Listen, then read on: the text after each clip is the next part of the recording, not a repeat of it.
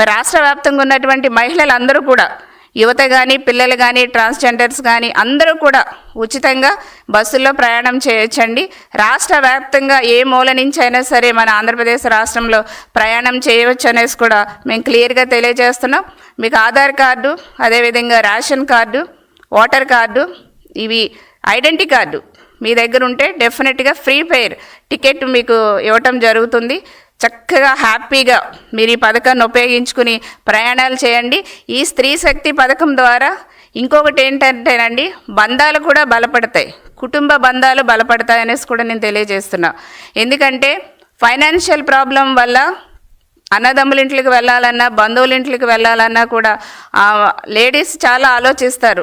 భర్తకి భారం కాకూడదు, కుటుంబంలో ఇది ఏదో ఖర్చుకు వస్తుందిలే, పిల్లలకి ఇది ఏదో ఖర్చుకు వస్తుంది, భర్తకి ఇంట్లో గడపడానికి ఏదో ఒక ఖర్చుకు వస్తుందిలే అనేసి ప్రయాణాలు కూడా క్యాన్సిల్ చేసుకునే కుటుంబాలు, మహిళలు చాలామంది ఉన్నారు.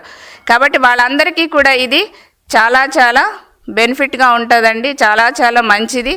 దీనివల్ల కూడా చక్కగా మీరు కుటుంబాలు దగ్గర అవుతాయి, బంధాలు కూడా దగ్గర అవుతాయి. బంధాలు మరింత మెరుగుపరుచుకునే అవకాశం కూటమి ప్రభుత్వం మా మహిళా సోదరీమణులకు ఇచ్చిందనేసి కూడా నేను తెలియజేస్తున్నా.